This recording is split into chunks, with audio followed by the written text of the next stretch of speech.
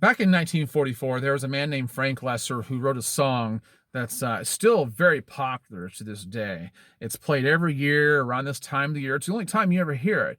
People mistakenly think it's a Christmas song when in fact it really never mentions the holiday itself. It's called "Baby, It's Cold Outside." You know what I'm talking about. You can probably hear it in your head right now. It's a nice, charming song. It really is.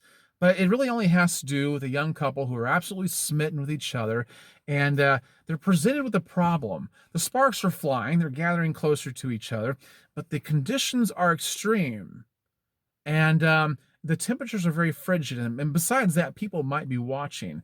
So, they're like, well, should we do this? What do we do? What do we do about this problem?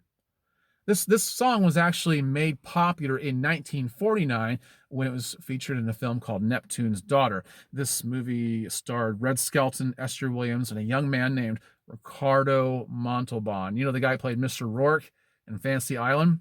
Yeah, that guy. That guy. So anyway, this made me think. This made me think about extreme conditions and performance. You know, extreme conditions and performance, because there are people out there in this world, and there's a lot of them, and they're usually the ones that are unfulfilled that I'm talking about. These are the ones I'm talking about. They're waiting for inspiration, for motivation, for enthusiasm to fall in the sky, to hit them upside the head, to be able to do anything worthwhile. And oftentimes, when those factors do come along, they do quite well. The ball seems to be rolling quite smoothly. The machine seems to be running like a well-oiled machine, and you think something's going to happen. This is going to produce something of great value. Everyone's convinced, but it falls by the wayside, and that's because things can't always stay at a high pitch. They can't always stay at a high pitch. There are people who just that they think that to fall in love, to write poetry, to charge into battle, you've got to be full of anger, full of ecstasy, or absolutely down in the dumps. That in a slough of despondency. You see, to be emotionally charged could go either way. You could feel high, or you could feel extremely low, and both of those things can produce great things. And they're oftentimes romanticized and fetishized in movies and books. But the truth is, in real life, nobody stays in either one of these places very long. So what do you do if you want to consistently produce things of great value, of things that mean something? Well, first of all, I think that you got to get your head out of the clouds, or out of the mud, wherever you might find it. And you've got to realize that not everything has to mean a great deal all the time, and conditions don't always have to be extreme. If you're the kind of person that you can only operate when conditions are extreme, when you can only operate when you're extremely happy, when you can only produce when you're very sad or very emotional, then what that tells me is that you really don't have any discipline. You know, and you're not consistent. You do things too quickly, and you do things too intensely, but they don't last, and they just kind of fizzle out. And that becomes a problem. What you need to do is you need to focus on being consistent and being persistent and being deliberate. And if you can do those three things, you can consistently churn out things that have value. Does everything have to have great value, immense value? No. No, not everything has to be of equal value. You don't have to win every fight. You don't always have to be so in love. You don't always have to write the greatest things or produce the greatest content.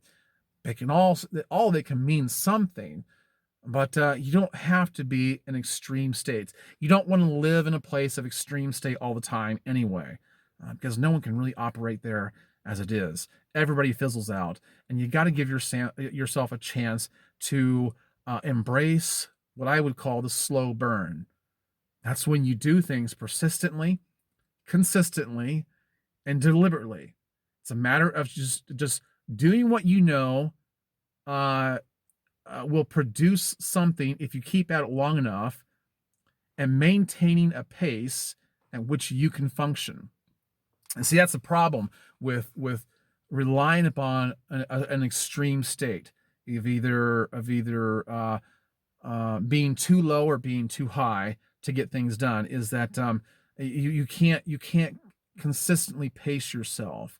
You can't stay there. So what you have to do is you have to find out where you can live and what you're willing to deal with, and move forward at that pace along the way, and let it burn slowly, and it'll burn long.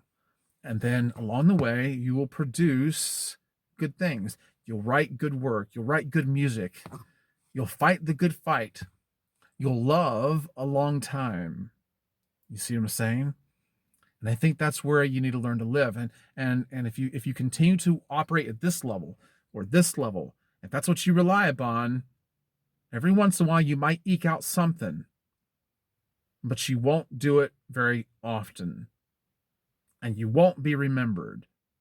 Because the people who are remembered, the people who know how to pace themselves, they know how to do things deliberately, persistently, consistently, and move forward.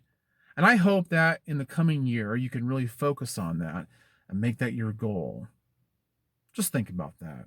All right? Turn it over in your mind, and let me know what your thoughts are. Put your comments down below.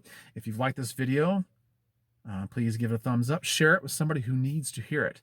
And make sure you subscribe if you haven't already. Check out all my other videos. Guys, I've enjoyed it. Have a great night. Bye-bye.